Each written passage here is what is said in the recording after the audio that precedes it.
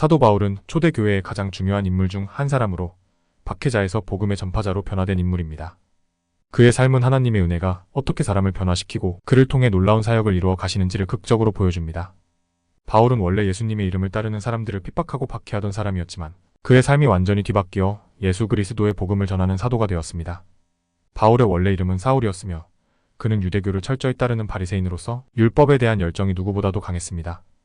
그는 예수님을 따르는 사람들이 유대교의 율법을 위협한다고 믿었고 그들을 없애기 위해 최선을 다했습니다. 사울은 그리스도인들을 감옥에 가두고 심지어 스데반의 순교를 승인하는 등 그리스도인들을 박해하는 데 앞장섰습니다. 그는 다메섹으로 가는 길에서도 그리스도인들을 체포하기 위해 길을 떠났습니다. 그러나 그 길에서 사울은 그의 인생을 완전히 뒤바꾸는 사건을 경험했습니다. 길을 가던 중 갑자기 강한 빛이 그를 둘러비추며 그는 땅에 엎드러졌습니다. 그 순간 하늘로부터 음성이 들려왔습니다. 사울아, 사울아, 네가 왜 나를 박해하느냐? 사울은 그 음성이 누구인지 물었고 그 음성은 바로 예수님이었습니다. 나는 네가 박해하는 예수라는 말씀을 통해 사울은 자신이 박해하던 이가 바로 하나님의 아들이며 구세주이신 예수님이라는 사실을 깨달았습니다. 이 사건은 사울의 삶을 완전히 뒤집어 놓았습니다. 그는 그 즉시 눈이 멀었고 다메섹으로 이끌려가며 새로운 삶의 여정을 시작했습니다. 사울은 다메섹에서 아나니아라는 그리스도인을 통해 눈이 다시 열리고 성령을 받았습니다. 그 순간부터 그는 더 이상 예수님을 박해하는 자가 아닌 그분의 복음을 전하는 사도로 변화되었습니다.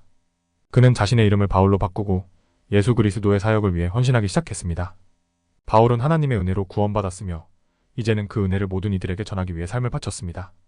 바울은 단지 유대인들에게만 복음을 전한 것이 아니라 이방인들에게도 복음을 전파했습니다. 그는 여러 선교 여행을 다니며 수많은 도시에서 교회를 세우고 그곳에서 복음을 전했습니다. 그의 사역은 예루살렘에서 시작하여 아시아와 유럽까지 확장되었으며 그가 전한 복음은 수많은 사람들의 삶을 변화시켰습니다. 바울은 복음을 전하는 동안 수많은 고난과 박해를 겪었지만 그는 결코 포기하지 않았습니다. 그는 투옥되기도 하고 매를 맞기도 하며 배가 난파되는 일도 겪었지만 그의 사명은 언제나 분명했습니다. 그는 예수님을 전하고 그분의 사랑을 세상에 알리는 것이 자신의 삶의 목적임을 확신했습니다. 바울은 그의 선교 여행 중에 많은 교회들에게 서신을 보냈습니다. 이 서신들은 오늘날 신약 성경의 중요한 일부로 남아있으며 교리와 신앙생활에 대한 깊은 교훈을 제공합니다. 바울의 서신들은 초기 교회의 신학적 기초를 다졌고 그리스도인의 삶이 무엇인지에 대한 중요한 가르침을 남겼습니다. 그의 서신에서 우리는 하나님의 은혜, 믿음의 중요성, 그리스도 안에서의 자유, 성령의 능력 등 중요한 교리를 배울 수 있습니다. 바울의 삶은 박해자에서 복음 전파자로 변화된 인생의 드라마틱한 전환을 보여줍니다. 그는 스스로를 죄인 중의 괴수라고 칭했지만 하나님은 그런 그를 사용하여 복음의 능력을 드러내셨습니다.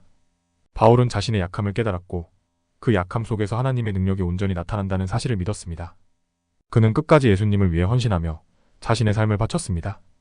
결국 바울은 로마에서 순교를 당했지만 그의 사역은 교회의 기초를 세웠고 그의 가르침은 지금까지도 전 세계의 그리스도인들에게 깊은 영향을 미치고 있습니다. 바울의 이야기는 하나님께서 사람을 얼마나 놀랍게 변화시킬 수 있는지를 보여줍니다. 하나님은 죄인조차도 사용하셔서 그분의 뜻을 이루십니다.